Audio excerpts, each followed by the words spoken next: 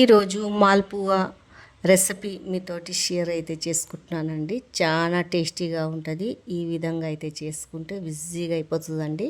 ఒక 20-10 నిమిషాలలో రెడీ అయిపోతుంది. ఇప్పుడు వచ్చేది రాఖీల పౌర్ణమి. ఇలా చేసుకొని ఇంట్లో పిల్లలకి పెట్టుకుంటే అయితే ఇష్టంగా అయితే తింటారు. గులాబ్ జామున్ లెక్కనే అవుతుందండి ఇది సేమ్. చూడండి ఎంత జ్యూసీగా ఇంకా నానితే చాలా బాగవుతుంది. దీని ప్రాసెస్ ఎలా చేస్తున్నానో చూపిస్తాను. వీడియో మాత్రం స్కిప్ చేయకుండా అయితే పూర్తి వీడియో అయితే చూడండి. ఫస్ట్ 2 అరటి పండ్లు అయితే తీసుకున్నాను. దాంట్లో ఒక చెంచాడు చక్కెర కూడా వేసుకున్నాను. తర్వాత ఒక చెంచా రవ్వ, ఒక చెంచా కొబ్బరి పొడి వేసుకొని ఇది మొత్తం మంచిగా మ్యాష్ అయితే చేసుకుంటాను. ఇలా అంతా అయితే మ్యాష్ అయితే చేసుకుంటున్నానండి. చూడండి మెత్తగా అయితే చేసేసుకోవాలా. అరటిపండు అయితే ఈ విధంగా అయితే మెత్తగా అయితే నలుపుకుంటున్నాను. మొత్తం నలుపుకున్నాక పాలు అయితే పోసుకుంటున్నానండి.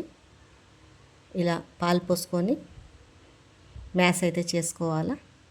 ఈ విధంగా మరొక చెంచా గోధుమ పిండి అయితే పోసుకున్నాను. మీరు కావాలంటే మైదా పిండి అయినా వేసుకోవచ్చు. కొద్దిగా పాలు పోసుకుంటా ఇలా మ్యాష్ అయితే చేసుకుంటున్నానండి. మొత్తం బ్యాటర్ అయితే రెడీ అయిపోతుంది. కొద్దిగా పాలు పోసుకుంటా ఇలా చేసుకొని మంచిగా మెత్తగా అయితే చేసేసుకోవాలా. తర్వాత కొద్దిగా నీళ్ళైతే పోస్తున్నాను.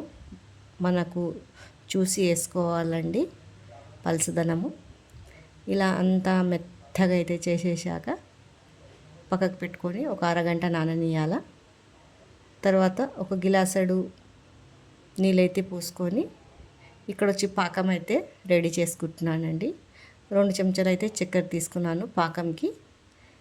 పాకం అయితే మొత్తము చక్కెర కరిగిపోయేలాగా పెట్టుకోవాలా. కొద్దిగా పాకం రావాలంటే ఎక్కువ పాకం వచ్చేది అవసరం లేదు. చూడండి ఇలా కొద్దిగా పొంగొచ్చాక ఒక్క 5 నిమిషాలు పెడితే పాకం అయితే రెడీ అయిపోతుంది. కొంచెం ఇట్లా మనకు చేతికి తలిగేలాగా. తర్వాత ఒక ప్యాన్ పెట్టుకొని దాంట్లో ఆయిల్ అయితే వేసేసుకుంటున్నాను. ఆయిల్ అయితే ఏడెక్కిందండి. తర్వాత చిన్నగా కొద్దిగా వేసుకోవాలా. దీంట్లో కొద్దిగా సోడా కూడా వేసాను, నేను చెప్పడం మిస్ అయిపోయిందండి.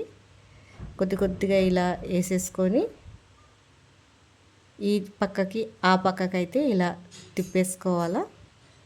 చాలా జ్యూసీగా మాల్పువా అయితే రెడీ అవుతుందండి. ఈ విధంగా కాల్చుకోవాలా. ఇలా మొత్తం అయితే వేసేసుకొని కాల్చుకొని అయితే పక్కకైతే పెట్టుకున్నాను. ఈ సిరప్ చల్లగా అయిపోయాక కొద్దిగా గోరెచ్చగా ఉన్నప్పుడు వేయాలండి. మంచిగా జ్యూసీగా దానికి నానిపోతుంది. ఇలా వేసుకొని అయితే ఒక గంట పెట్టుకుంటే మంచిగా గులాబ్ జామున్ లాగా అవుతుందండి. మీకు నచ్చినట్లయితే లైక్ అయితే చేయండి.